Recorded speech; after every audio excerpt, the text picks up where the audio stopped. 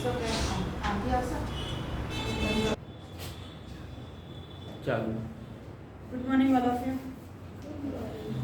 આપણે ગયા લેક્ચરની અંદર સ્ટાર્ટ કર્યું હતું સામાજિક ધાર્મિક સુધારણા.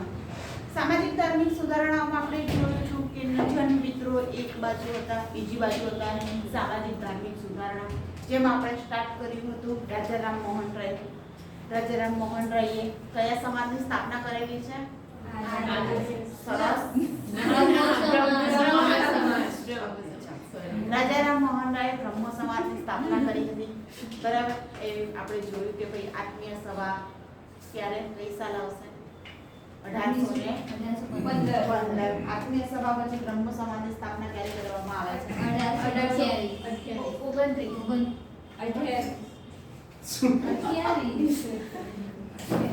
1828 માં શાની સ્થાપના થાય છે?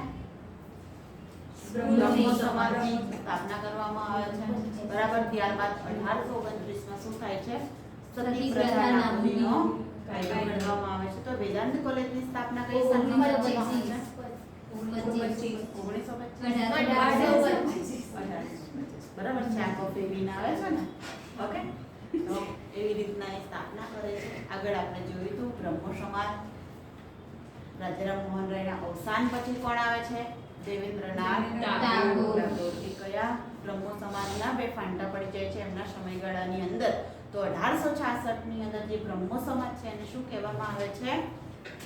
આદિ બ્રહ્મ સમાજ. કેશવચંદ્ર સેન દ્વારા જે બ્રહ્મ સમાજ છે એને શું કહેવામાં આવે છે? ભારતીય બ્રહ્મ સમાજ. 1866 પછી આગળ આવે છે 1878 ની સાલમાં ફરીથી ભારતીય બ્રહ્મ સમાજમાંથી બીજો એક ફાંટો પડે છે જેને શું કહેવામાં આવે છે?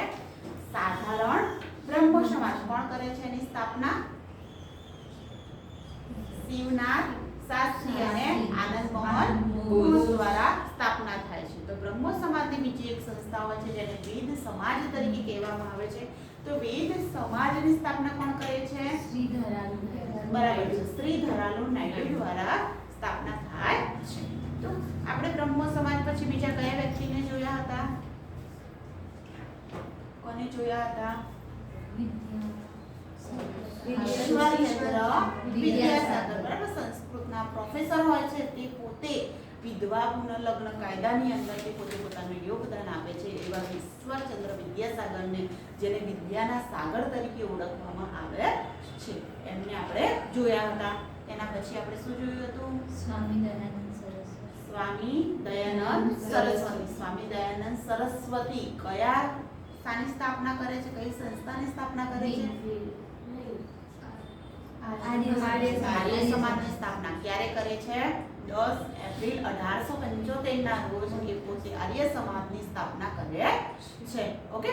તો આર્ય સમાજની પણ આ જ બધી પ્રવૃત્તિ હોય છે કે જેની અંદર તમે જુઓ છો કે વિધવા પુનર્લગ્ન આવશે ને બાળ પ્રથા બાળ લગ્ન પ્રતિબંધ વાળું આવશે, કન્યા કેળવણી આવશે ને આ બધું કામ એ કરે છે. દયાનંદ સરસ્વતી પછી કોને જોયા હતા આપણે? જ્યોતિબા ફૂલે. જન્મ ક્યાં થાય છે જ્યોતિબા ફૂલેનો? મહારાષ્ટ્રના માળી પરિવારમાં એમનો જન્મ થયો હતો. એ પણ વિધવા પુનર્લગ્ન ને બધા કામ કરે છે. એ કયા સમાજની સ્થાપના કરે છે? સત્યશોધક સમાજની પોતે સ્થાપના કરે છે અને એના દ્વારા એ અને એમના પત્ની સાવિત્રીબાઈ ફૂલે કામ કરે છે. એના પછી કોણ આવશે? જ્યોતિબા ફૂલે પછી મહાદેવ ગોવિંદ રાનડે. મહાદેવ ગોવિંદ રાનડે કઈ સંસ્થા સાથે સંકળાયેલા જોવા મળે છે? પ્રાર્થના સમાજ. તો પ્રાર્થના સમાજની સ્થાપના પૂછે તો કોણ કરે છે? આત્મારામ પાંડુરંગ. બરાબર. અને જીઆર ભંડારકર નામના વ્યક્તિ છે પ્રાર્થના સમાજની સ્થાપના કરે છે. એના પછી કોને જોયા હતા? રામકૃષ્ણ પરમહંસ જે સ્વામી વિવેકાનંદના ગુરુ તરીકે ઓળખાય છે એવા રામકૃષ્ણ પરમહંસને આપણે જોયા હતા. રામકૃષ્ણ પરમહંસ પછી આજે આપણે ફરીથી સ્ટાર્ટ કરીએ છીએ સ્વામી વિવેકાનંદને. થોડું આપણે એમના વિશે જોઈને પછી આગળ આપણે ચાલુ કરીએ છીએ. ચલો. 5 જાન્યુઆરી 1863 ના રોજ જન્મ થાય છે. કઈ જગ્યાએ થાય છે? કોલકાતા. આ થોડું ઘણું રિવિઝન કરાવું છું માટે થોડું સ્પીડથી આપણે જઈશું. તેમનું મૂળ નામ શું છે? નરેન્દ્રનાથ દત્ત. નરેન્દ્રનાથ દત્ત. પિતાનું નામ પૂછે તો વિશ્વનાથ દત્ત. અને માતાનું નામ પૂછે તો ભુવનેશ્વરી દેવી. ભુવનેશ્વરી દેવી. ત્યારબાદ સ્વામી વિવેકાનંદે ભારતીય દર્શનની સાથે સાથે હર્બર્ટ સ્પીસર, શેલી, હેગેલ, સ્ટુઅર્ટ મિલ અને વર્ડસવર્થની રચનાઓનો પણ એમણે અભ્યાસ કર્યો હતો. નવેમ્બર 1880 માં રામકૃષ્ણ પરમહંસ સાથે તેઓની પ્રથમ મુલાકાત થાય છે અને તે જ દરમિયાન તે પોતે રામકૃષ્ણના પરમ ભક્ત બની જાય છે. નેક્સ્ટ આવશે 1891 ભારતની યાત્રા કરી હતી. તે દરમિયાન તે ભારતની ગરીબી છે, ભૂખમરો છે, દયનીય સ્થિતિનો પ્રત્યક્ષ અનુભવ કરે છે અને આ યાત્રા દરમિયાન જ તેઓ ભારતની પરિસ્થિતિથી વાકેફ થાય છે. નેક્સ્ટ 11 સપ્ટેમ્બર 1893 કયું સંમેલન ભરાય છે? શિકાગો ખાતે સર્વધર્મ સંમેલન ભરાય છે, જેમાં તે પોતે સ્પીચ આપે છે. આ સ્પીચની અંદર તે ભાઈઓ અને બહેનો એટલે કે બ્રધર્સ અને સિસ્ટર્સ જેવા શબ્દો કરે છે સંબોધન અને લોકોને મંત્રમુગ્ધ કરી દે છે. ગયા લેક્ચરમાં મેં વાત કરી હતી કે સ્વામી વિવેકાનંદ પોતે ભારતને એક આગવી ઓળખ આપે છે. ભારતના વેદો, પુરાણો, ભગવદ્ ગીતાની અંદર જે લખેલું છે તે બધાથી લોકોને વાકેફ કરાવે છે. માટે લોકોને જે લાગતું હતું કે ભાઈ આ ભારત દેશ એ ગરીબી વાળો દેશ છે, ભૂખમરા વાળો દેશ છે, એની જગ્યાએ લોકોને ખબર પડી કે ભારતીય સંસ્કૃતિ એક આગવી સંસ્કૃતિ છે અને પાશ્ચાત્ય સંસ્કૃતિ સાથે સમન્વય કરાવવાનું કામ કરવામાં આવે છે. તેમના શિકાગો પ્રવચનના કારણે વિશ્વના દેશોએ ભારતને નવી દ્રષ્ટિથી જોવાનો અભિગમ કેળવ્યો. તેથી તેમને શું કહેવામાં આવે છે?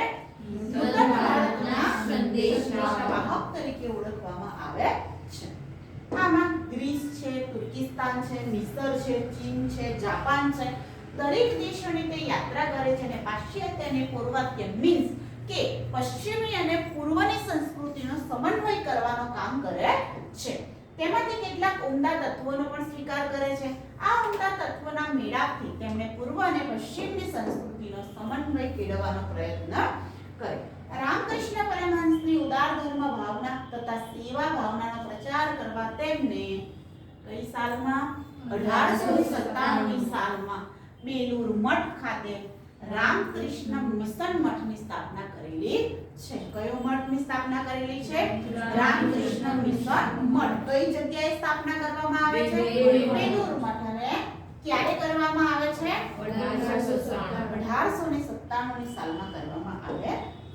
હવે સ્વામી વિવેકાનંદનો જન્મદિવસ કયા નામે ઓળખાય છે? રાષ્ટ્રીય યુવા દિવસ. ક્યારે આવે છે રાષ્ટ્રીય યુવા દિવસ? 12 જાન્યુઆરી. તો ઇન્ટરનેશનલ યુવા ડે ક્યારે આવે છે? 12 ઓગસ્ટના રોજ આવે છે ઇન્ટરનેશનલ યુવા દિવસ. ત્યારબાદ સ્વામીજીની 150મી જન્મ જયંતિ નિમિત્તે ભારતની સૌથી લાંબા અંતરની ટ્રેન વિવેક એક્સપ્રેસ ક્યાંથી ક્યાં? દિબ્રુગઢથી કન્યાકુમારી સુધી એની શરૂઆત કરવામાં આવી હતી. ઉપદેશો કયા કયા આપ્યા હતા એ આપણે જોયા હતા. ફરી એકવાર જોઈ લઈએ કે સ્વામી વિવેકાનંદે ભારતીયોને પ્રાચીન આધ્યાત્મિક વારસાને સમજવાનો અને અપનાવવાનો ઉપદેશ આપ્યો હતો. તેઓ લોકોને નિર્બળતા અને આળસથી મુક્ત થવા માટે અનુરોધ કરતા હતા. સ્વામી વિવેકાનંદે વહેમ, અંધશ્રદ્ધા, તંત્ર મંત્રને દુર્બળતાનું બીજું રૂપ માનતા હતા. તેઓ સામાજિક દૂષણો અને ધાર્મિક ક્રિયાકાંડોનો સતત વિરોધ કર્યો હતો. તેઓ શું કરતા હતા કે શિક્ષિત યુવાનોને દેશમાં પ્રવર્તી અજ્ઞાનતા અને ગરીબાઈ દૂર કરવાનો અનુરોધ કર્યો હતો. એમને શું કહ્યું કે ગરીબાઈ અને અજ્ઞાનતા દૂર કરવાનો એક જ માત્ર ઉદ્દેશ્ય છે, એક જ માત્ર ઉપાય છે શિક્ષિત યુવાનો. જેટલા યુવાનો શિક્ષિત બનશે તેટલી આ બધી અંધશ્રદ્ધા અને ગરીબાઈ દૂર થશે. તેમના આ ઉપદેશે ભારતની યુવા પેઢીમાં ભારતના ભૂતકાળ પ્રત્યે ગૌરવ અને ભવિષ્ય વિશે શ્રદ્ધા જાગૃત કરી હતી. આત્મવિશ્વાસમાં શું કર્યું હતું? વધારો કર્યો હતો. આમ તેમનો ધર્મ ભારતીય રાષ્ટ્રીયતા જગાડનારો ધર્મ બન્યો હતો. તેમને સ્પષ્ટ રીતે માનતા હતા, આપણે ફરીથી જોઈએ કે જે ધર્મ કે ઈશ્વર વિધવાના આંસુ લૂછી શકે નહીં અથવા તો નિરાધાર બાળકોના મુખમાં રોટીનો ટુકડો મૂકી શકે નહીં. તે ધર્મ કે ઈશ્વરમાં હું માનતો નથી. આ એમનું આઈએમપી સેન્ટેન્સ છે. ક્યાં પણ તમારે લખવું હોય તો લખી શકો છો. બરાબર, પેજના ઉપરના ભાગમાં લખી રાખવાનું. વાંચો જેટલી વાર એટલી વાર યાદ આવે કે હા આવું કંઈક એમને લખ્યું હતું. ને આ કોડ તમારે ગમે ત્યાં ઉપયોગ કરવો હોય, કોઈ પણ એક્ઝામમાં તમે ઉપયોગ કરી શકો છો. ત્યારબાદ પહેલા અન્ન અને પછી ધર્મ તેવું તે માનતા હતા. તેમના મત મુજબ માનવ સેવા એ જ પ્રભુ સેવા. તેઓ યુવાનોને કહેતા, ઉઠો જાગો અને ધ્યેય પ્રાપ્તિ સુધી મંડ્યા રહો. જ્યાં સુધી તમને તમારું લક્ષ્યની પ્રાપ્તિ ન થાય ત્યાં સુધી એ સ્ટેજ છોડવાનું નહીં. ધીમે ધીમે બી સહી પણ એ કામ કરતું રહેવાનું. રવિન્દ્રનાથ ટાગોરે શું કહ્યું છે તેમના વિશે? તો કે હિન્દના સર્જનની પ્રતિભા. કોને કહ્યું છે? હિન્દની સર્જન પ્રતિભા. કોને કહ્યું છે? સ્વામી વિવેકાનંદને કહ્યું છે, રવિન્દ્રનાથ ટાગોરે. બીજું શું કહ્યું છે? જો કોઈ ભારતને સમજવા ઈચ્છે છે તો તેને સ્વામી વિવેકાનંદને વાંચવા એટલે કે એમને સમજવા જોઈએ. સુભાષચંદ્ર બોઝે કહ્યું છે કે તેમનામાં બુદ્ધનું હૃદય અને શંકરાચાર્યની બુદ્ધિ હતી. તેથી જ તેઓ આધુનિક ભારતના નિર્માતા હતા. સ્વામી વિવેકાનંદને માટે કોઈ પરિચયની જરૂર નથી. તેમના નામમાં જ પ્રેરણા છે. આવું કોણે કહ્યું? ગાંધીજીએ કહ્યું. અને ત્યારબાદ અમેરિકાના પ્રવાસ બાદ તે તોફાની હિન્દુ તરીકે પ્રસિદ્ધ થયા હતા. હવે રામકૃષ્ણ મિશનની પ્રવૃત્તિઓ જોઈ લઈએ. બડો મથલ કઈ જગ્યાએ છે? બેલુર મઠ. ક્યાં આવેલો છે? કલકત્તા ખાતે આવેલો છે. ઈસવીસન 1898 માં સ્વામી વિવેકાનંદ દ્વારા સ્થાપિત રામકૃષ્ણ મિશન એ ધર્મ પ્રવર્તક સંસ્થાને બદલે મુખ્યત્વે સેવા સંસ્થા હતી, જે સેવા દ્વારા સુધારણાના આદર્શમાં માને છે. તે શું માને છે? આગળ 57 ને 97 સોરી હા 97 છે, પણ 98 ની અંદર તેમને સેવા સંસ્થા કરી હતી એમ. બરાબર છે. એની સ્થાપના થાય છે 97 માં. પછી આગળ જતા આ સ્વામી વિવેકાનંદ 98 ની અંદર રામકૃષ્ણ મિશન અંતર્ગત ધર્મ પ્રવર્તક સંસ્થાને બદલે સેવાકીય સંસ્થા હતી. ઓકે, એટલે સેવાના બધા કામો 98 થી ચાલુ થાય છે એટલા માટે. જીસીઆરટી ની અંદર આવી ગયું કે રામકૃષ્ણ મિશન સંસ્થાની સ્થાપના વિવેકાનંદે 97 માં કરી હતી. ના બાજુ 98 માં છે, માટે 97 98 છે. બહુ આવશે નહીં. ઓકે, ચલો.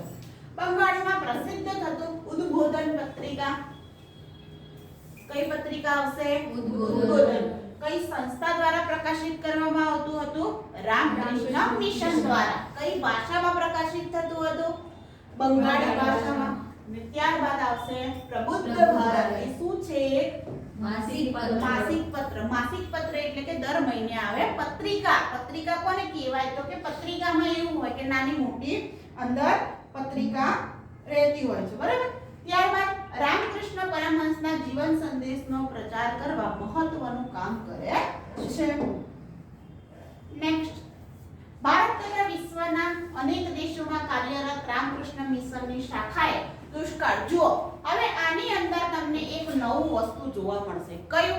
તો કે અત્યાર સુધીની જે સંસ્થાઓ હતી, બરાબર, એ સંસ્થાઓ કઈ કઈ હતી? તો કે બાળ લગ્ન છે ને વિધવા વિવાહ છે, વિધવા પુનઃ લગ્ન છે, આ બધી વસ્તુનું કામ કરતી હતી. પરંતુ આ હવે નવી સેવાના કામ કરે છે. કેવી નવી સેવા? તો કે દુષ્કાળ છે, રેલ છે, ભૂકંપ છે, રોગચાળા જેવી કુદરતી આપત્તિની અંદર નિસ્વાર્થ ભાવે સેવા કરે છે. કોઈ જગ્યાએ દુષ્કાળ પડ્યો હોય, કોઈ જગ્યાએ કોઈ દુર્ઘટના ઘટી હોય તો આ સંસ્થાના લોકો સેવાકીય કાર્ય કરવા માટે ત્યાં તરત પહોંચી જાય છે. આ એમના કામ હતા.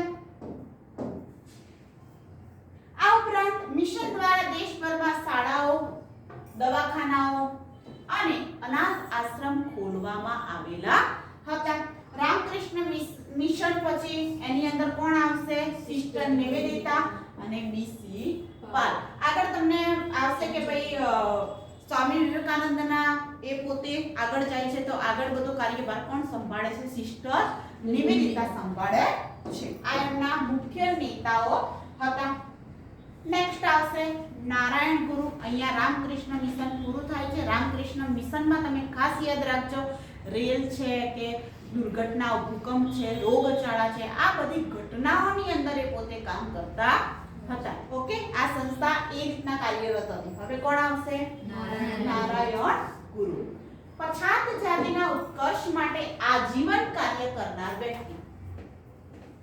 જન્મ 1856 કઈ જગ્યાએ થાય છે? કેરળના એમ્પર્થ ગામની અંદર એમનો જન્મ થાય છે. નારાયણ ગુરુનો જન્મ ક્યાં થાય છે? કેરળમાં થાય છે. ચલો, પવિત્રતા અને આદર્શોના સંસ્કાર નારાયણ ગુરુને માતા-પિતાના વારસામાંથી મળ્યા હતા.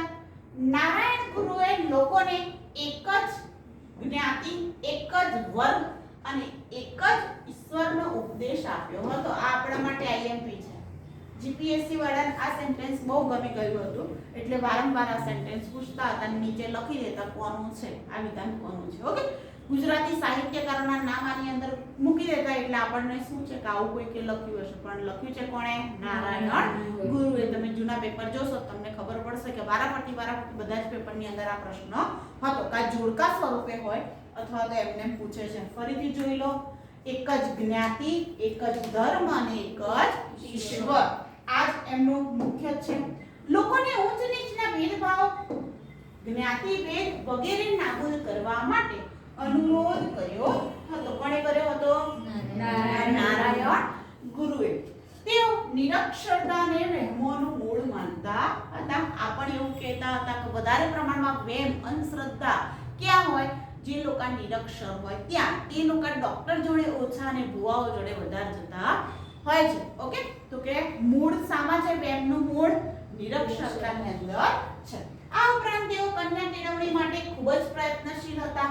1903 માં કઈ સાલમાં?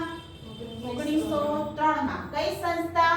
શ્રી નારાયણ ધર્મ પરિપાલન યોગમ નામની સંસ્થાની સ્થાપના કરે છે. એમના માટે બીજું મહત્વનું, કઈ સાલમાં? 1903. કઈ સંસ્થા આવશે? શ્રી નારાયણ ધર્મ પરિપાલન યોગમ સંસ્થાની સ્થાપના કરે છે. આ સંસ્થા દ્વારા લોકોને કોમી વિખવાદો અને સાંપ્રદાયિક તત્વોથી દૂર રહેવા માટે લોકોને સંદેશો આપ્યો હતો. તેમણે હિન્દુ મંદિરની અંદર દેવદાસી પ્રથા અને મંદિરમાં રહેલી સંપત્તિ પર પૂજારીના રહેલા અધિકારનો વિરોધ કરેલો છે. હવે દેવદાસી પ્રથા એટલે શું?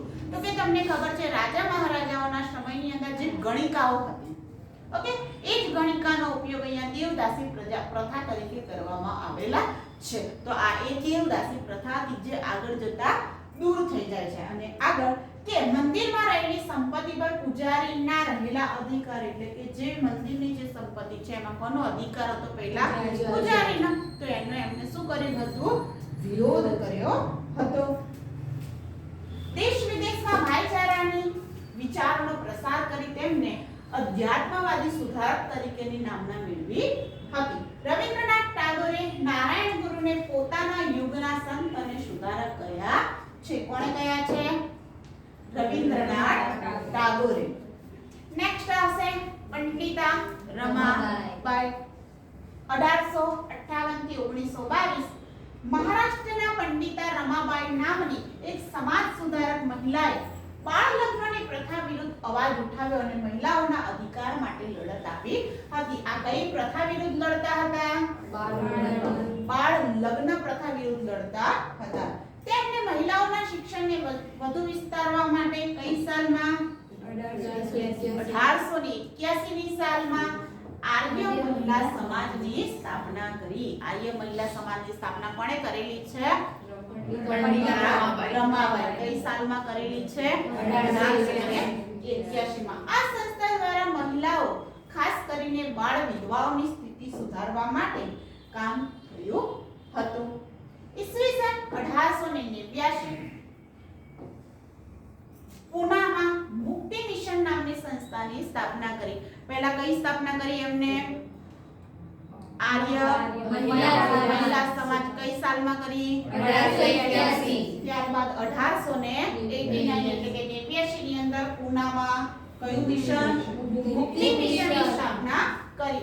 એ જે યુવાન વિધવાઓનો આશ્રમ બન્યો, આ મુક્તિ મિશન શું બન્યું છે? તો કે જે વિધવા લોકો હોય, જે વિધવા સ્ત્રીઓ હોય એમના માટે એક અલગ આશ્રમની સ્થાપના કરી જેને મુક્તિ મિશન કહેવામાં આવે છે. તેમણે 1889 માં મુંબઈ ખાતે શારદા સદન પણ શરૂ કર્યું હતું. કયું સદન? શારદા સદન. જ્યાં લોકો એટલે કે બાળકો છે, અંધજનો છે, વિધવાઓ છે, તેમની સારવાર, તેમને રહેઠાણ મળે, તેમને વ્યવસાય મળે અને તાલીમ અને શિક્ષણ આપવામાં આવતું હતું. એટલે બાળકો, અંધજનો અને વિધવાઓ માટે શિક્ષણ પણ એક જ જગ્યાએ, સારવાર પણ એક જગ્યાએ, રહેઠાણ પણ એક જગ્યાએ બનાવી જેને શું કહેવામાં આવતું હતું? શારદા સદન. કઈ જગ્યાએ? મુંબઈમાં. અને મુક્તિ મિશન કઈ જગ્યાએ? પૂનામાં. કઈ સાલમાં? 1889 માં. એટલે કે 89 ની અંદર એમને કરેલું છે કામ. તો 1881 ની અંદર એમને શાની સ્થાપના કરી છે? સમાજની સ્થાપના કરેલી છે. બરાબર. નેક્સ્ટ આવે છે કુંદકુરી વીરેશલિંગમ. આ દક્ષિણના છે માટે એમનું નામ આવ્યું છે કે કુંદકુરી વીરેશલિંગમ. 1848 થી 1919 નો સમયગાળો આમનો છે. જન્મ ક્યાં થાય છે? તો કે આંધ્ર પ્રદેશના રાજમુંદ્રી ખાતે તેમનો જન્મ થાય છે. ફરી એકવાર જન્મ કઈ જગ્યાએ?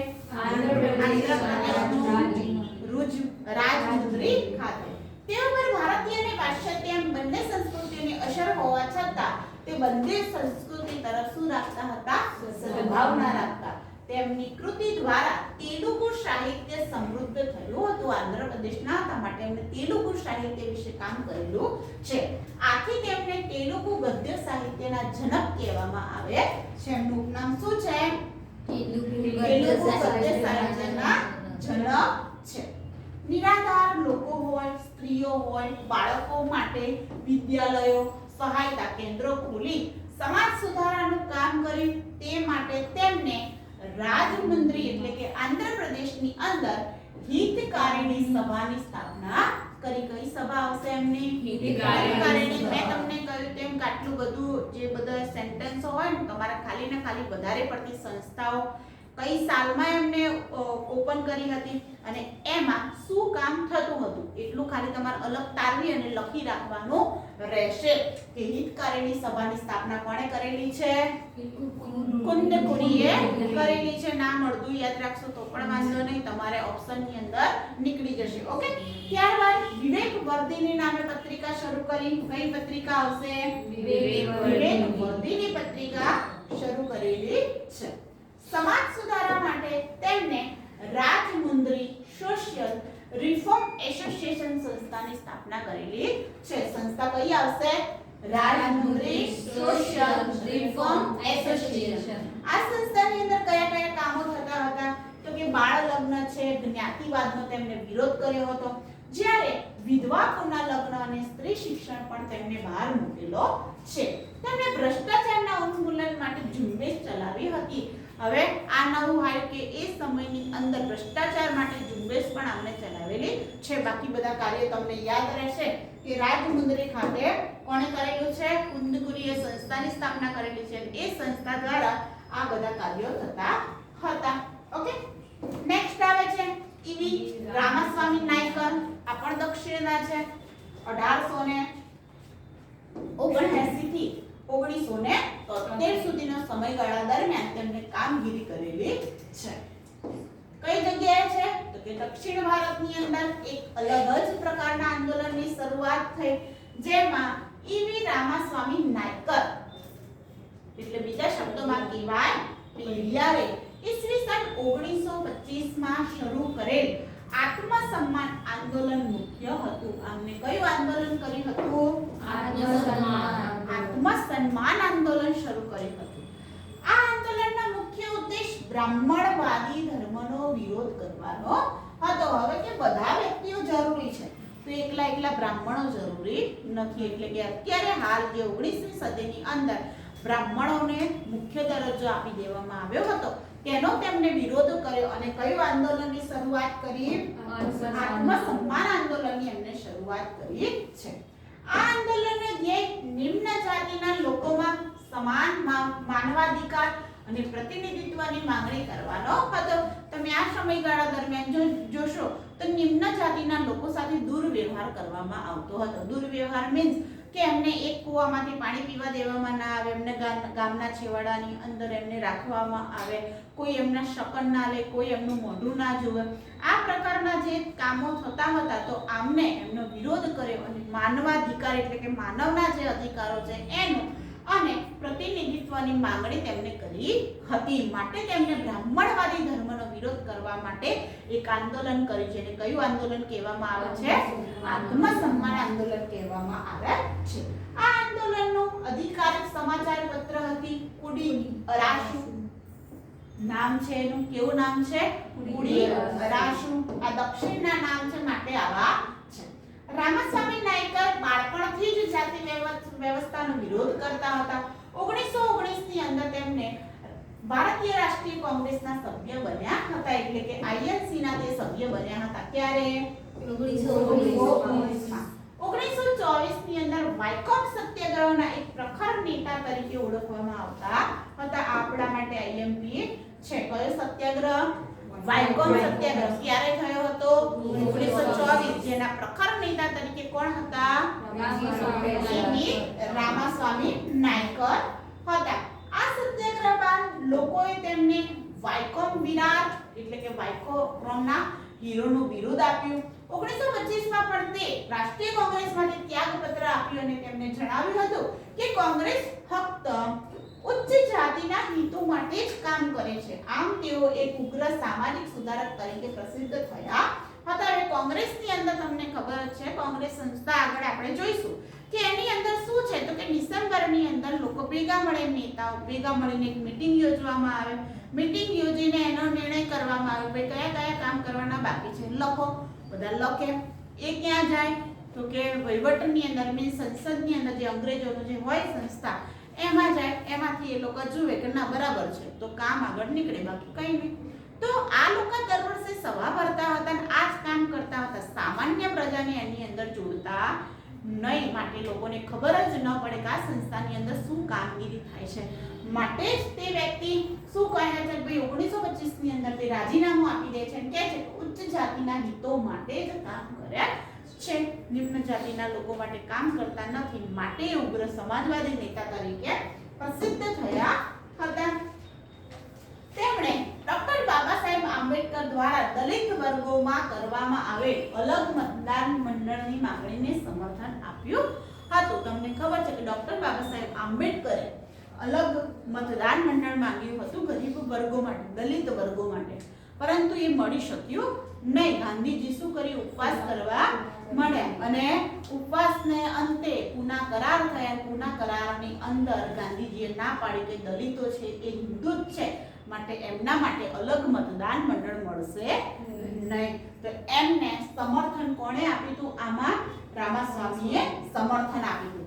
તેમને હિન્દુ પૌરાણિક કથાઓનો ત્યાગ કર્યો હતો.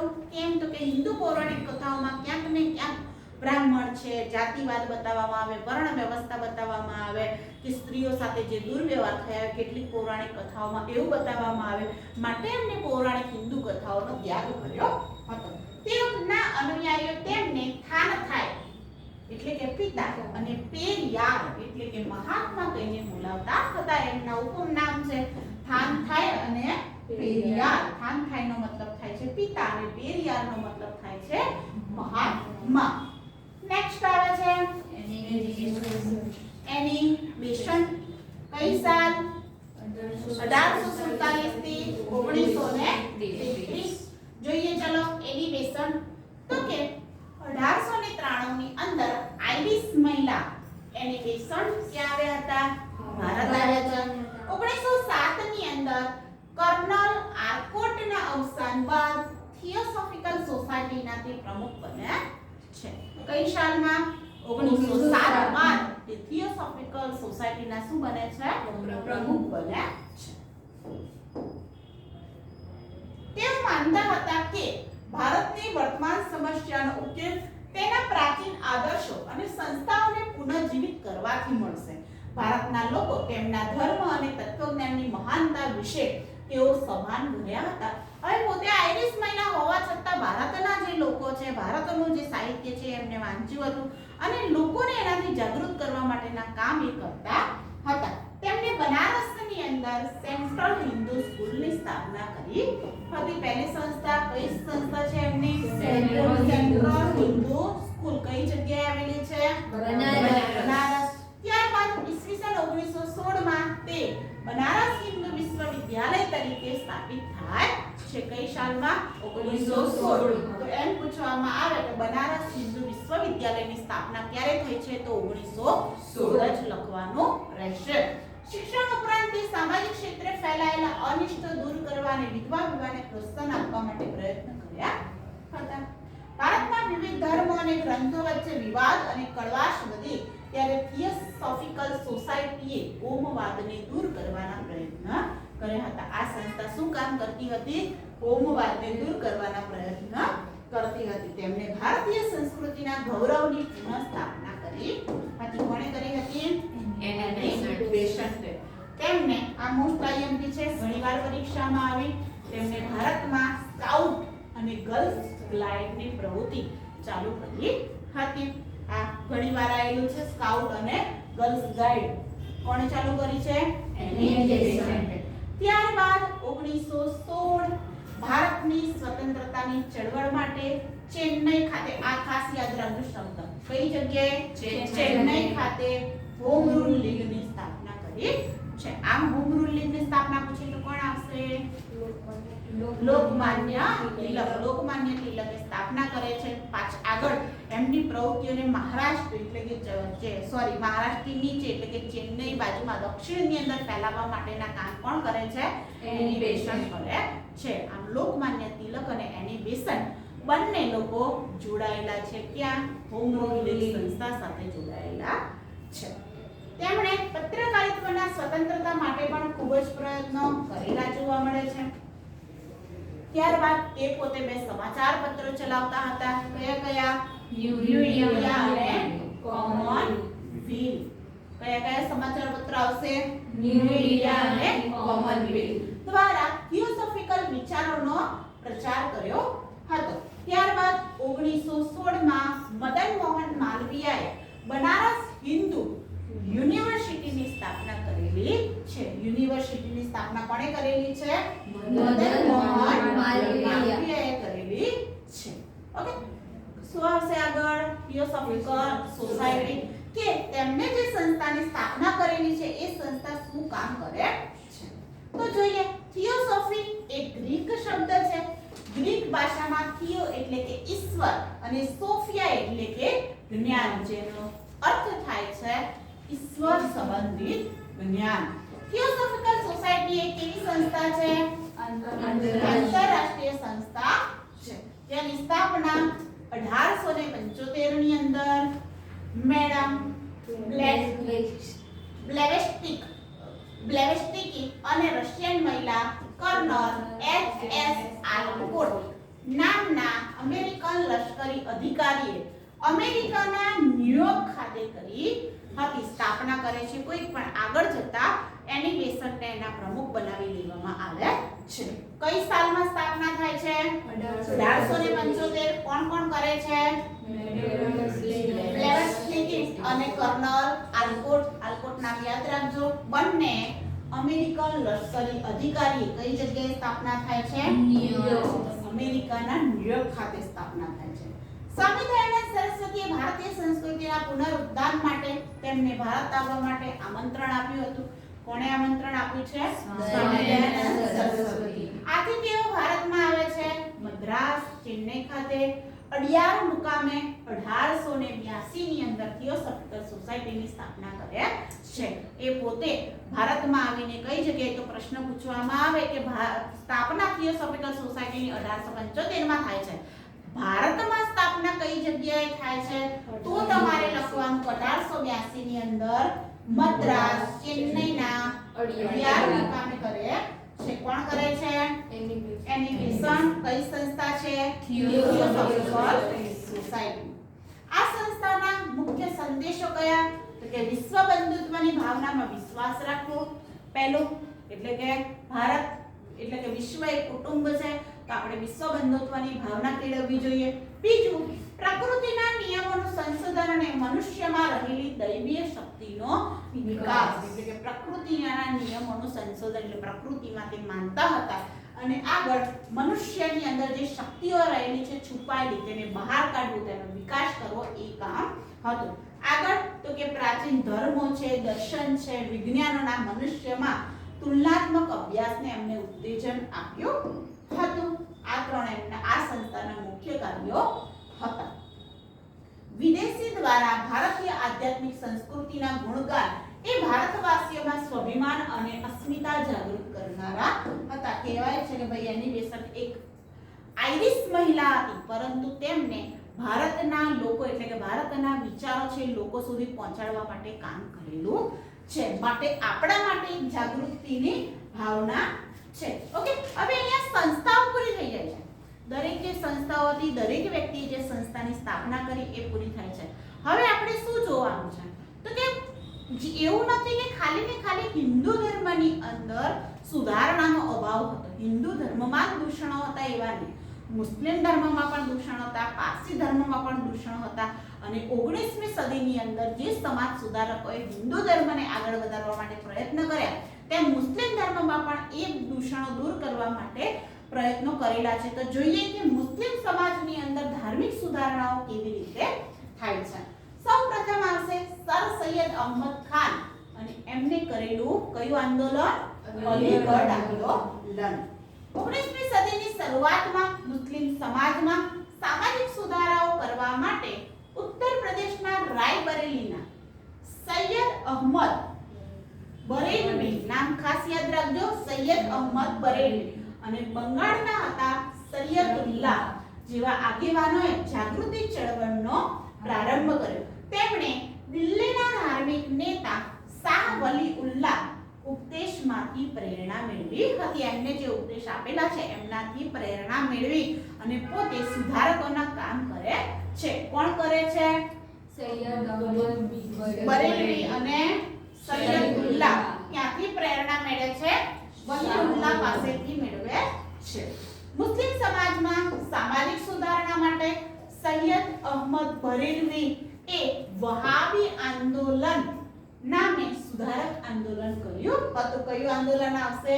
વહાબી આંદોલન. માટે તેમણે આધુનિક વિચારોનો પ્રયત્ન કર્યો એટલે કે આધુનિક વિચારોનો પ્રચાર કર્યો હતો. તેમણે વહાબી આંદોલનને ફરીથી આંદોલન બાદ મુસ્લિમ ધર્મમાં સુધારા માટે મૌલવી ચિરાગ અલી જેવા સુધારકોએ પ્રચાર કર્યા હતા. મુસ્લિમ ધર્મનું કયું આંદોલન પ્રખ્યાત છે? વહાબી આંદોલન પ્રખ્યાત છે. તો આપણે ખાલી ને ખાલી એમના સમયગાળાનું આવેલું વહાબી આંદોલન યાદ રાખવાનું રહેશે. ત્યારબાદ એના દ્વારા બાદ આવશે ફરીદી આંદોલન આવશે જેમાં મૌલવી ચિરાગ અલી જેવા સુધારકોએ પ્રચાર કર્યા છે. આ ચિરાગ અલી યાદ નહીં રાખો તો ચાલશે પણ આ યાદ રાખજો, સૈયદ અહમદ બરેલવી.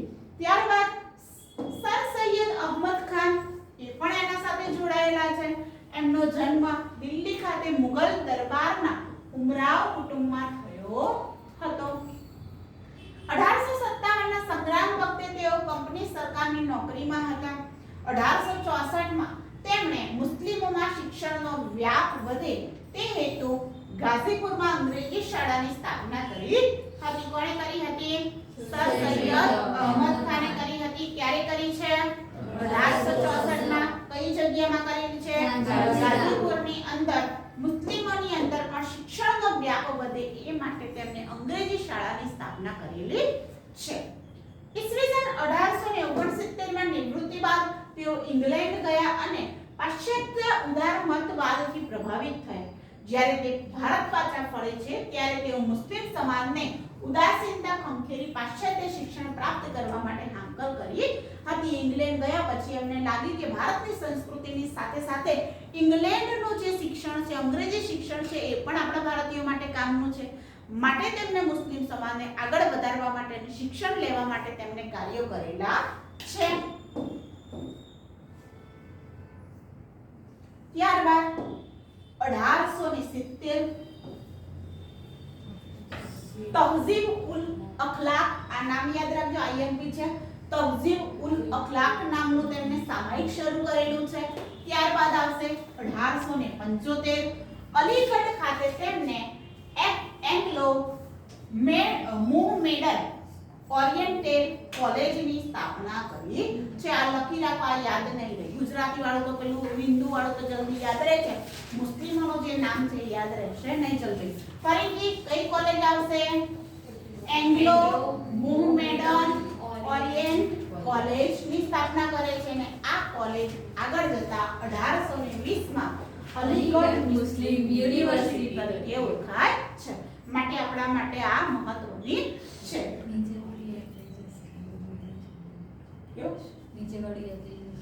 હા, 1820 થી પણ પેલું યાદ રાખવાનું ને. આમાં 1800 નહીં આવે, હા, આમાં કઈ જોઈ લેજો, ચેક કરજો. 1920 આવશે. ઉપર 1875 છે, 1870 છે, તો 19 હોવું જોઈએ.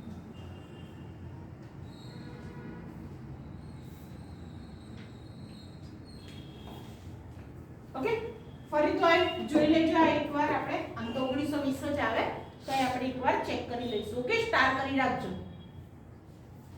જેને બાકી હોય યાદ દિલાવજો મને કે આ બેન જોવાનું છે આપણે. ચલો નેક્સ્ટ, આ યુનિવર્સિટીની સ્થાપના મહાત્મા ગાંધીની પ્રેરણાથી થાય છે. અલીગઢ શહેર સામાજિક સુધારણાની પ્રવૃત્તિઓનું કેન્દ્ર બન્યું હોવાથી મુસ્લિમ સમાજ સુધારણાનું આંદોલન અલીગઢ આંદોલન તરીકે ઓળખાયું હતું. એટલે કે મુસ્લિમ સમાજની અંદર જે સુધારણા થાય છે એનું મુખ્ય કેન્દ્ર કઈ જગ્યાએ હતું? અલીગઢ. માટે આ આંદોલનનું નામ શું પડી ગયું? અલીગઢ આંદોલન. તેમણે કોંગ્રેસ જેવી જ ઇન્ડિયન પેટ્રિયોટિક એસોસિએશનની સ્થાપના કરેલી છે. હવે જે ટાઈમે આપણે કોંગ્રેસની સ્થાપના કરી છે એ ટાઈમે તમને ખબર જ છે કે હિન્દુ મુસ્લિમની અંદર ક્યાંક ને ક્યાંક મતભેદો ઊભા થઈ ગયા હતા. માટે એમને પોતાના સુધારા કરવા માટે, પોતાનો કાર્ય કરવા માટે એક નવી સંસ્થાની સ્થાપના કરે છે, જેને કઈ સંસ્થા કહેવામાં આવે છે? ઇન્ડિયન પેટ્રિયોટિક એસોસિએશનની સ્થાપના કરે છે. અંગ્રેજી સાહિત્ય અને વિજ્ઞાનને લગતા ગ્રંથોનો ઉર્દુ અનુવાદ કરવા માટે 1864 ની અંદર ટ્રાન્સલેશન સોસાયટી ઓફ ઇન્ડિયાની સ્થાપના કરી હતી, જે પાછળથી વૈજ્ઞાનિક સમિતિ એનું નામ રાખવામાં આવ્યું હતું. એમાં કામ શું કરતા હતા? તો કે અંગ્રેજી સાહિત્ય અને વિજ્ઞાનને લગતા ગ્રંથો છે એનું શું કરતા હતા? ઉર્દુની અંદર અનુવાદ કરતા હતા, જેથી મુસ્લિમ સમાજના લોકો તેને વાંચી શકે. અને પાછળથી એનું નામ શું આપવામાં આવ્યું? વૈજ્ઞાનિક સમિતિ. આ તો નામ યાદ રહી જશે. ટ્રાન્સલેશન એટલે તમને તરત ખબર પડી જાય કે ભાઈ સાહિત્યનું જ ટ્રાન્સલેશન હોઈ શકે છે. તેઓ મુસ્લિમ સ્ત્રીઓને કેળવણી આપવા અને પડદા પ્રથાનો ત્યાગ કરવામાં માંગતા હતા. મુસ્લિમ સમાજ તમને ખબર જ છે કે એટલો રૂઢિચુસ્ત સમાજ છે કે સ્ત્રીઓને બહાર ન નીકળવા દે, પડદામાં રાખવાની, એ બધા કામ કરે. અને શિક્ષણનો એમનો વ્યાપ હિન્દુઓ કરતાં ઘણો ઓછો હતો.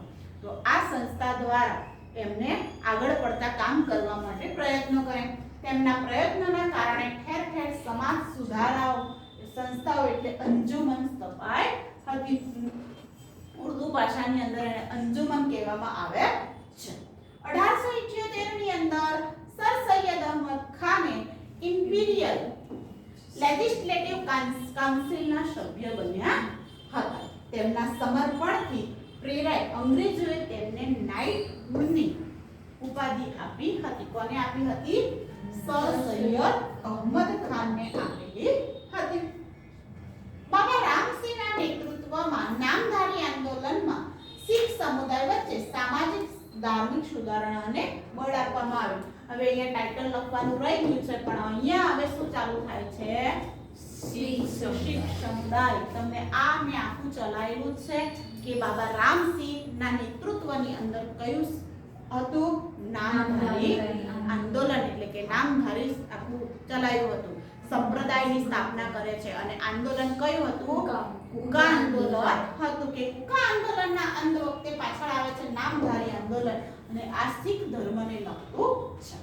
હવે શીખ ધર્મમાં જોઈએ શું છે, જે અંતર્ગત તેઓ એક ઈશ્વર પૂજાનો ઉપદેશ આપતા અને સામાજિક કુરિવાજોથી જાતિ વ્યવસ્થા કન્યા ભ્રૂણ હત્યા કે પછી ઓછી આયુમાં લગ્ન વગેરેનો વિરોધ કર્યો હતો. અમે તમને આગળ સમજાવ્યું હતું કે પહેલા આંદોલન શરૂ થાય છે ધાર્મિકથી, કે ધર્મના નામે આંદોલન શરૂ થાય છે અને આગળ જતા આજ શીખ ધર્મની અંદર જે અનિષ્ટો હતા, જે બાળ લગ્ન છે, જે કન્યાઓને ઓછી ઉંમરમાં પરણાઈ દેવામાં આવે છે, કે બાળકીને દૂધ પીતી કરવામાં આવે છે, આ બધા દૂષણો ને દૂર કરવા માટેના કામ કરેલા છે આમને. અને સ્થાપના થાય છે શાની? તો કે શિરોમણી ગુરુદ્વારા પ્રબંધક સમિતિની સ્થાપના થાય છે, કે જેમાં ગુરુદ્વારાઓની વ્યવસ્થા કરવા માટે કરવામાં આવે છે. આના દ્વારા તમને ખબર જ છે કે શીખ ધર્મની અંદર શું હોય છે? ગુરુદ્વારાની અંદર લંગરની અંદર તમને ખબર છે કે જમણવાર થાય છે, કે જે લોકોના જોડે પૈસા ન હોય એની સ્થાપના જે માટે થઈ હતી કે શીખ ધર્મની અંદર જે લોકો એવા છે કે જેની પૈસા ન હોય એ લોકો શું કરે? તો કે ગુરુની સેવા પૂજા કરે અને પછી જમીને જાય. તમને ખબર હશે અત્યારે હાલ પણ ચાલતું જ હોય છે કે લોકો ત્યાં જઈને જમવાનું પણ એ બનાવે, બધા કામગીરી પણ એ કરે, જમીને જાય. તો એ માટે ગુરુદ્વારાઓની સ્થાપના કરવામાં આવેલી હતી. આ ઉપરાંત 1873 ની અંદર સિંહ સભા આંદોલન થયું હતું. સિંહ સભા આંદોલન એને બીજા શબ્દોની અંદર કહેવામાં આવે છે અકાલી આંદોલન. કઈ જગ્યાએ થાય છે? અમૃતસર ખાતેથી થાય છે. આ આંદોલનના નેતાઓ 1892 માં અમૃતસર ખાતે ખાલસા એટલે કે દેવી કોલેજ તથા શાળાઓની સ્થાપના કરી હતી. આ આંદોલનના નેતાઓએ ખાલસા કોલેજ એટલે કે દેવી કોલેજની સ્થાપના કરે છે અને શાળાઓની પણ સ્થાપના કરે છે. એટલે કે શીખ ધર્મના લોકો પોતાની અલગ કોલેજો અને શાળાઓની સ્થાપના પણ કરે છે. શાળાઓએ પાશ્ચાત્ય કેળવણીનો શીખ સમાજમાં પ્રચાર કર્યો હતો. મીન્સ કે અંગ્રેજી શિક્ષણ, તમને ખબર જ છે કે અત્યાર સુધી અંગ્રેજી શિક્ષણ ક્યાં લેવાતું હતું? કે અંગ્રેજી સ્કૂલો અને શાળાઓની અંદર અંગ્રેજ લોકો હતા. જેની ઈચ્છા થાય એને એડમિશન આપે, જેની ઈચ્છા ન થાય એને એડમિશન ન આપે. એટલા માટે મુસ્લિમ સમાજના લોકોએ પોતે પોતાની અલગ યુનિવર્સિટી બનાવી, પોતે પોતાની શાળા બનાવી. એમ શીખ ધર્મના લોકોએ પણ પોતાની અલગ શાળા બનાવી, અલગ કોલેજો બનાવી, જેની અંદર એ લોકોને પાશ્ચાત્ય સંસ્કૃતિનો પણ આપવામાં આવતું હતું, એનું પણ શિક્ષણ આપવામાં આવે, અંગ્રેજી શિક્ષણ પણ આપવામાં આવતું હતું. નેક્સ્ટ આવશે પારસી સમાજ. જોઈએ પારસી સમાજની અંદર તો માંડ 2 થી 3 નામ હોય જે આપણે યાદ રાખવાના રહે છે. ઓકે, ચાલો જોઈએ. 1851 માં અંગ્રેજી કેળવણી દ્વારા મેળવેલા ફદરુદ્દીન નૌરોજી અને કેટલાક પારસી યુવાનોએ ધર્મ અને સમાજ સુધારણા માટે રહેનુમા-ઈ મઝદઈર-બન સભાની સ્થાપના કરેલી છે. આ પણ લખી રાખજો. રહેનુમા-ઈ મઝદઈર-બન સભાની સ્થાપના કરે છે. કોણ કરે છે? ફદરુદ્દીન નૌરોજી આ વ્યક્તિ કરે છે. ક્યારે કરે છે? 1851 ની અંદર કરે છે. અને આ સંસ્થાના અગ્રણી નેતા તરીકે કોણ ઓળખાય છે? દાદાભાઈ નૌરોજી ઓળખાય છે.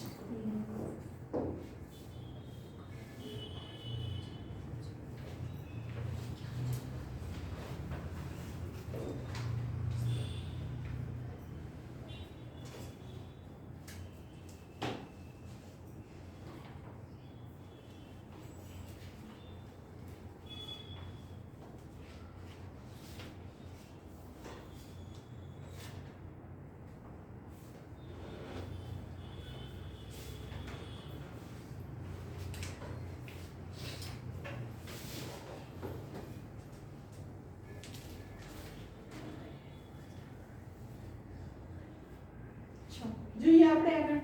આ સંસ્થાએ રાષ્ટ્રગોફતાન નામનું મુખપત્ર શરૂ કર્યું હતું. આ યાદ રાખજો, પૂછાયેલું છે. દાદાભાઈ નૌરોજી રાષ્ટ્રગોફતા. પારસી સુધારણા આંદોલનને વેગવંત બનાવ્યું હતું. કે.આર. કામા એ શિક્ષણના પ્રચાર તથા બહેરામજી મલબારીએ સ્ત્રી ઉન્નતિનું કામ કરેલું છે. આ બંને નામ યાદ રાખજો. કયા કયા? કે.આર. કામા અને બીજા બહેરામજી મલબારીએ સ્ત્રી ઉન્નતિનું કામ કરેલું છે. બહેરામજી મલબારીએ બાળ લગ્નનો વિરોધ અને વિધવા વિવાહને પ્રોત્સાહન આપ્યું હતું. તેમના પ્રયત્નોથી આપણા માટે આઈએમપી છે કે બહેરામજી મલબારીના પ્રયત્નોથી 1891 ની અંદર લગ્ન વય માટે સંમતિ આયોગ અધિનિયમ ઘડાયો હતો. જેમાં 12 વર્ષથી ઓછી ઉંમરની કન્યાઓના વિવાહ પર પ્રતિબંધ લગાવવામાં આવ્યો હતો. આગળ આપણે આ જોયેલું છે. ઓકે, તો કોના પ્રયત્નોથી એમાં બહેરમજી મલબારીના પ્રયત્નો પણ આવે છે કે જેમાં સંમતિ આયુ અધિનિયમ આવે છે કે જેની અંદર 12 વર્ષથી ઓછી ઉંમરની કન્યાઓના વિવાહ પર પ્રતિબંધ લગાવવામાં આવેલો છે. હવે જુઓ સામાજિક ક્ષેત્રે કાયદાઓ ઘડવાની પ્રક્રિયા અને ભારતીય પ્રતિભાવો જોઈએ કે ખ્રિસ્તી મિશનરીઓએ 1819 ની અંદર કલકત્તા તરુણ સ્ત્રી સભાની સ્થાપના કરેલી છે. કોણે કરેલી છે? ખ્રિસ્તી મિશનરીઓ. કઈ સાલમાં? 1819. શું કરેલું છે? કલકત્તા તરુણ સ્ત્રી સભા.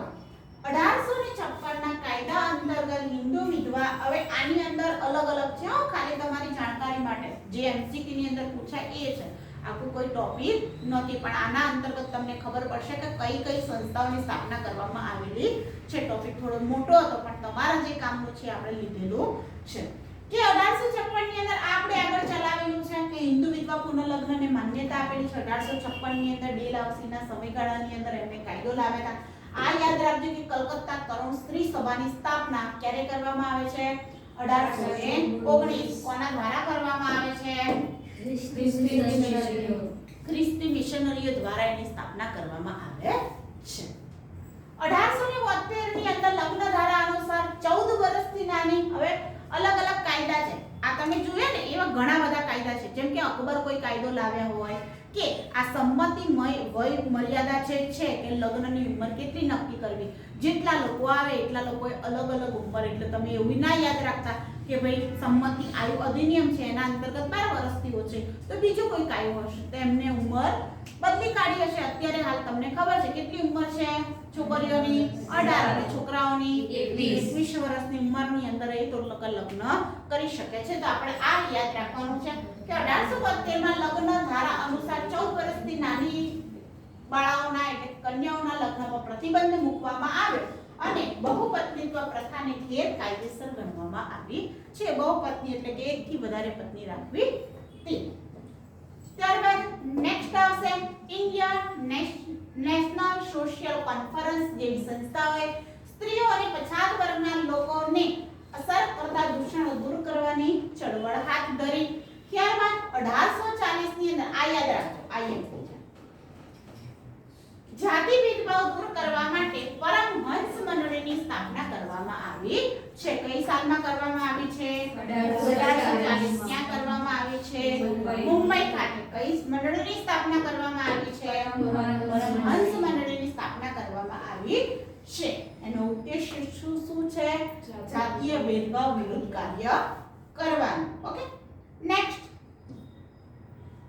આ મોસ્ટ આઈએમપી કઈ સાલ છે? 1844 ની અંદર દુર્ગારામ મહેતાજીએ માનવ ધર્મ સભાની સ્થાપના કરેલી છે. ઓકે, કઈ સભા આવશે? માનવ ધર્મ સભા. કોણે કરેલી છે? દુર્ગારામ મહેતાજી. કઈ સાલમાં? 1844 માં.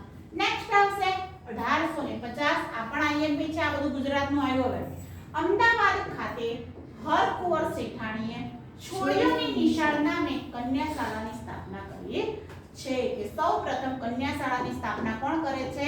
હરકુંવર શેઠાણી. કઈ સાલમાં કરે છે? 1850. કઈ જગ્યાએ કરે છે? અમદાવાદ ખાતે. કેવી નિશાળ? છોડીઓની નિશાળ. નામ એવું આપે છે કે છોડીઓની નિશાળના નામે સ્થાપના કરે છે. નેક્સ્ટ આવશે ઉના. ઉનાની અંદર કોણ આવશે? તારાબાઈ શિંદે. એમને સ્ત્રી પુરુષ તુલનાના નામે એક પુસ્તક પ્રકાશિત કરેલું છે, જેમાં મહિલાઓ અને પુરુષો વચ્ચે રહેલ સામાજિક ભેદભાવની ટીકા કરવામાં આવી છે. એ સમયમાં સ્ત્રીઓ અને પુરુષની અંદર સમાનતા હતી નહીં, કે સ્ત્રીઓ ઘરની અંદર 4 દિવાલોની અંદર રહેતી અને પુરુષો કમાઈને લાવે એના દ્વારા ઘર ચાલતું હતું. સ્ત્રીઓ નોકરી ધંધો કરતી નહીં, સ્ત્રીઓને પડદામાં રહેવાનું, એ લોકો પુરુષ સાથે વાતચીત કરી શકતી નહીં, કોઈની સામે બોલી શકતી નહીં. આ જે બધી અસમાનતા હતી એના દ્વારા પુસ્તક લખવામાં આવ્યું છે. કઈ પુસ્તક છે? સ્ત્રી પુરુષ તુલના. કોણે લખેલું છે? તારાબાઈ શિંદે દ્વારા લખવામાં આવ્યું છે. નેક્સ્ટ આવશે ભારતમાં વિજ્ઞાન ક્ષેત્રના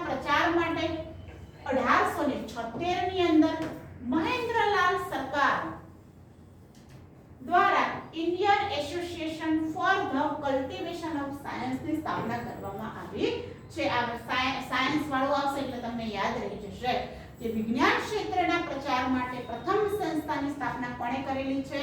મહેન્દ્રલાલ સરદાર. કઈ સાલમાં કરેલી છે? 1876 માં. કઈ સંસ્થા આવશે? Indian Association for the Cultivation of Science સંસ્થાની સ્થાપના કરેલી છે. નેક્સ્ટ, મામા સાહેબ ફડકે ગોધરા ખાતે અનુસૂચિત જાતિના બાળકો માટે શાળાની સ્થાપના કરેલી છે. એટલે ખાલી ને ખાલી અનુસૂચિત જાતિના બાળકો માટે ગોધરા ખાતે શાળા બનાવી છે. કોણે?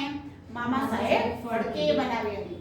ત્યારબાદ આપણ પૂછાયેલું છે કે ઠક્કર બાપાએ ગાંધીજી દ્વારા સ્થપાયેલ અખિલ હિન્દ હરિજન સંઘના મંત્રી તરીકે કાર્ય કરેલું છે.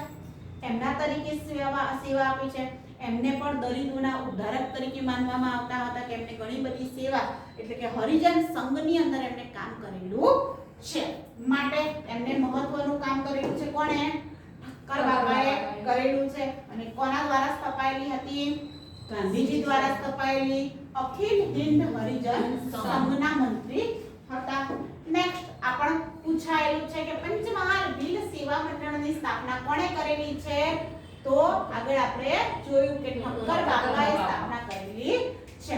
એમને ભીલોના ઉદ્ધાર માટે કામ કરેલી છે. એટલે કે ભીલોની કુટેવો અને વહેમમાંથી મુક્ત કરવા માટે તેમણે શાની સ્થાપના કરેલી છે?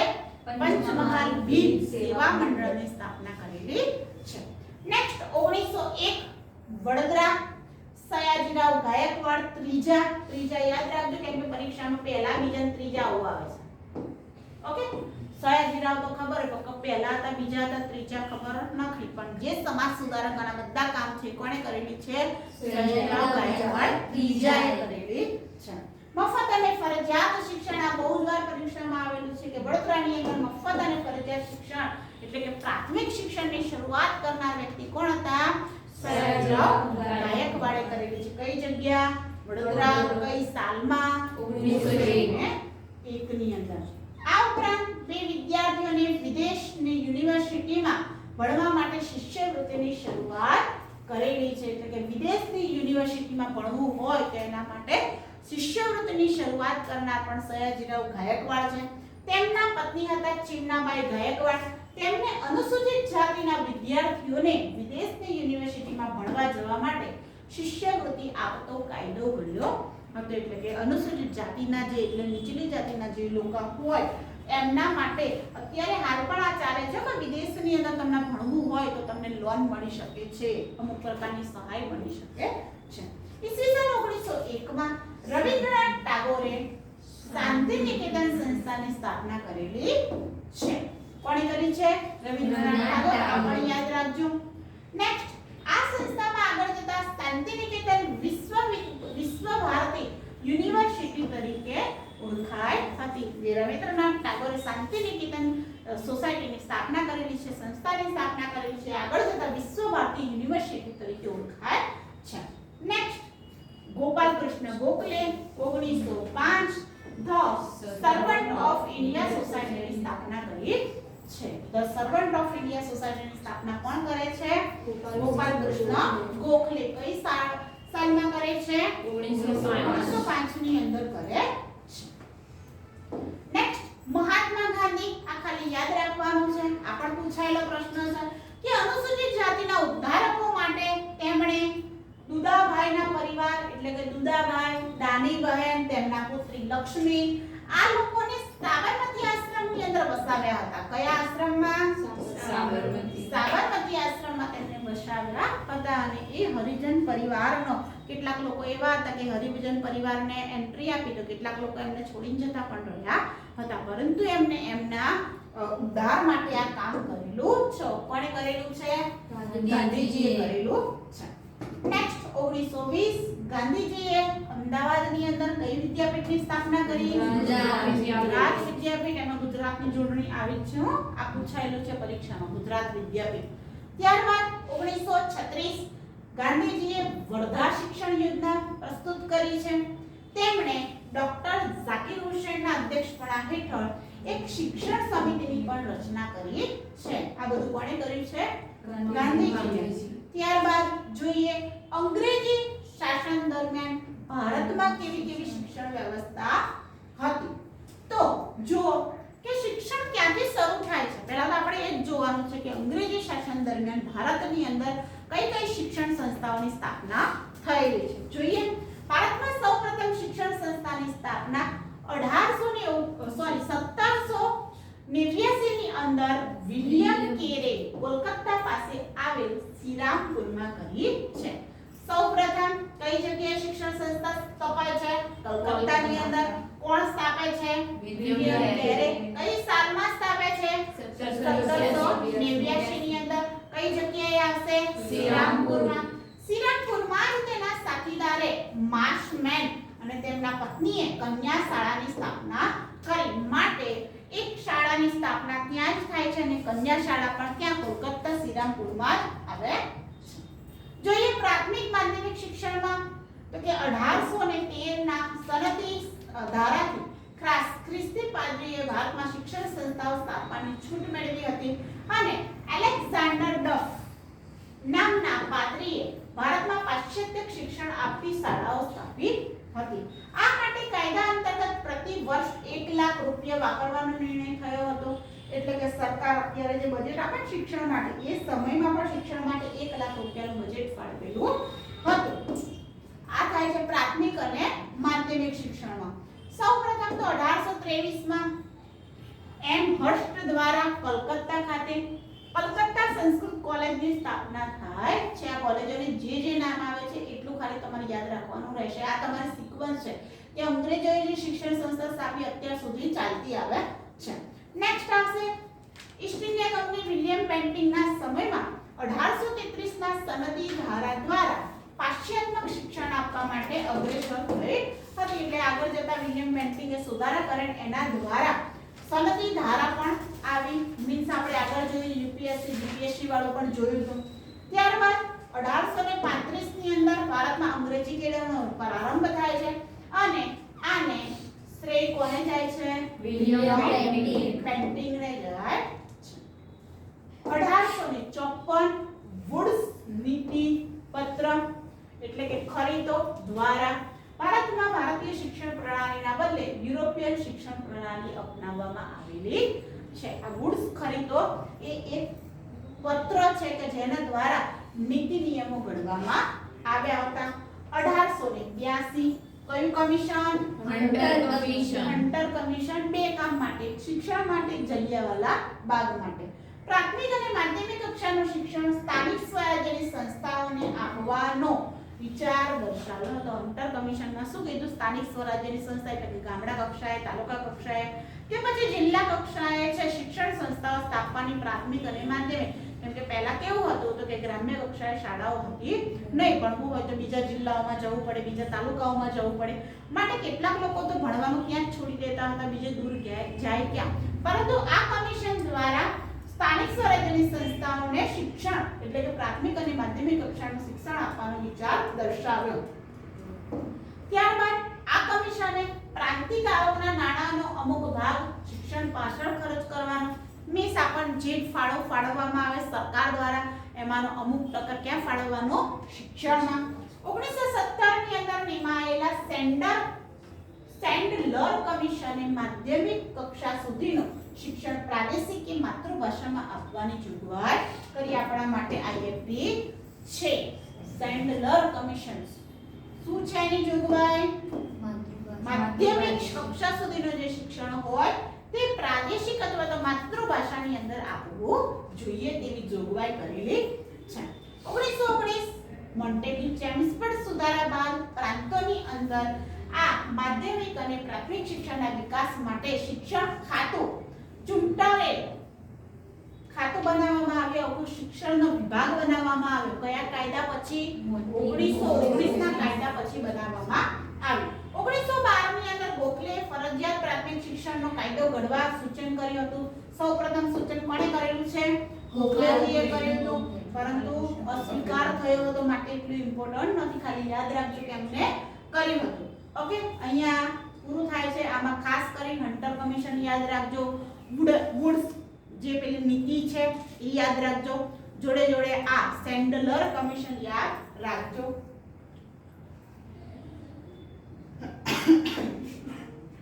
નેક્સ્ટ વેલેસ્લી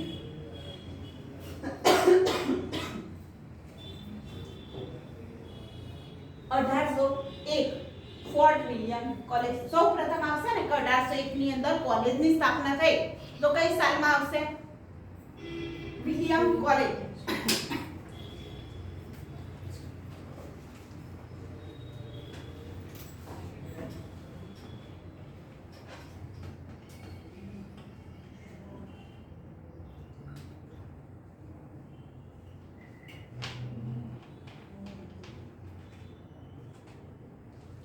જેમ આપણે જોયું કે પ્રાથમિક શિક્ષણ અને માધ્યમિક શિક્ષણ કેવી રીતના આવ્યું તો એમ કોલેજની અંદર આપણે આ જોયું હતું ભાઈ વિલિયમ કોલેજની સ્થાપના થાય છે કઈ સાલમાં થાય છે?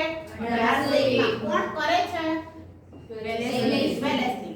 ત્યારબાદ આવે છે 1817 ડેવિડ હેર અને વૈદ્યનાથ મુખર્જીએ ના પ્રયાસોથી કલકત્તાની અંદર હિન્દુ કોલેજની સ્થાપના થાય છે. આપણે આ જોયું હતું ઓકે કે હિન્દુ કોલેજની સ્થાપના કોણ કરે છે?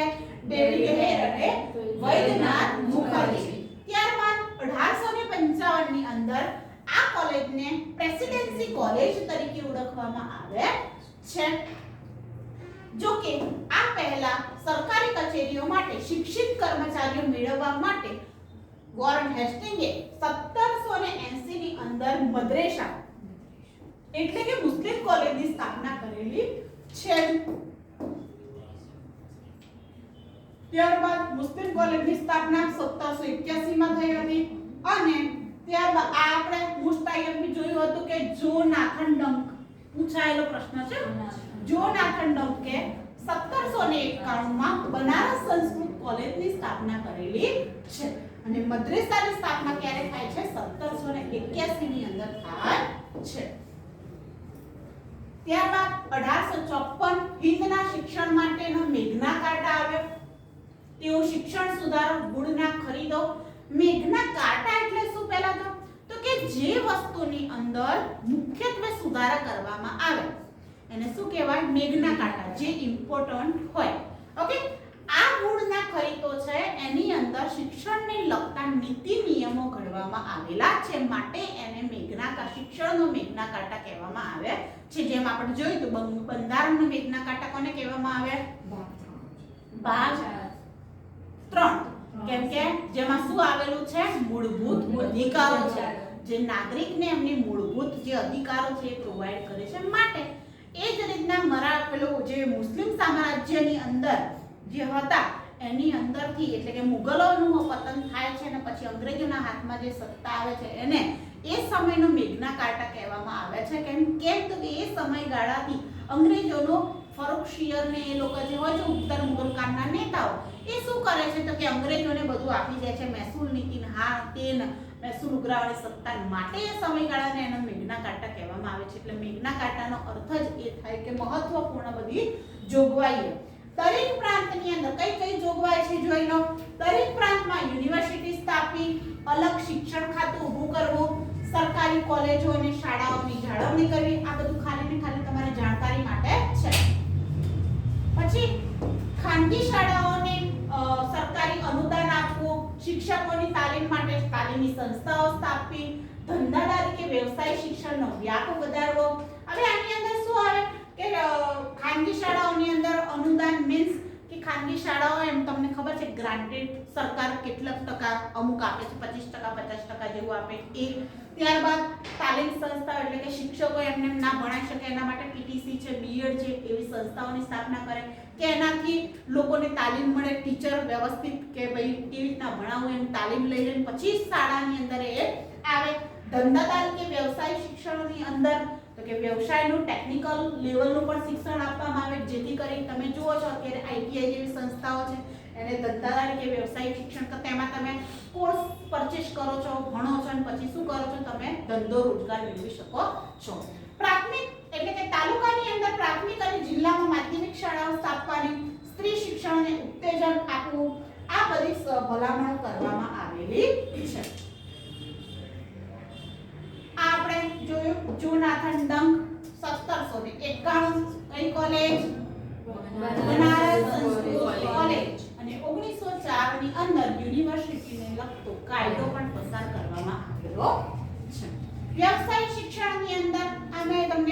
કે વુડના ખરીતાની અંદર આવેલું છે. એમાં કઈ કઈ સંસ્થાઓ છે જોઈ લો કે ઇન્ડિયન ઇન્સ્ટિટ્યૂટ ઓફ સાયન્સ ક્યાં આવેલું છે અત્યારે હાલ બેંગલુરુ. ભુજ સંશોધન કેન્દ્ર ક્યાં છે કલકત્તા. જંગલ ખાતાનું સંશોધન કેન્દ્ર ક્યાં છે દહેરાદૂન. ખેતીવાડી કેન્દ્ર કઈ જગ્યાએ છે દિલ્હી. ઇજનેરી વિજ્ઞાનનું કેન્દ્ર ક્યાં છે રૂડકી. અને લાસ્ટમાં ભંડારકર ઇન્સ્ટિટ્યૂટ ક્યાં છે પુણેની અંદર આવેલી છે. આ છે બધી મહત્વની સંસ્થાઓ. એના સિવાય પણ આપણા દેશની અંદર ઘણી બધી સંસ્થાઓ છે જ્યાં એન્જિનિયરિંગનું શિક્ષણ આપવામાં આવે છે, આઈટીઆઈની તાલીમો આપવામાં આવે છે. એ બધા કેન્દ્રોની અંદર એ ભણ્યા પછી તમે શું કરો છો સારી નોકરી મેળવી શકો છો. ઓકે, ચલો અહીંયા આ જોઈએ કે આ દ્વારા અંગ્રેજી સમયની વ્યવસાયિક શિક્ષણ સંસ્થાઓ હતી કે આના દ્વારા અહીંયા પૂરું થાય છે કે આપણે આટલું જોયું છે. અહીંયા આખું ચેપ્ટર અહીંયા પૂરું થાય છે. આ લાસ્ટ સ્લાઇડ છે. હવે આપણે મળીએ છીએ તો આના સિવાય એટલે કે આગળનું ચલાવવા માટે કે આગળ જોઈશું કે હવે આપણે કયો ટોપિક એક વધારાનો બાકી રહી ગયો છે કે રૈયતવાળી કાયમી જમાબંધી વાળો એક ટોપિક બાકી છે ને એ હવે આપણે નેક્સ્ટ લેક્ચરની અંદર જોઈએ છીએ અને અહીંયા આપણો લેક્ચર પૂરો કરીએ છીએ.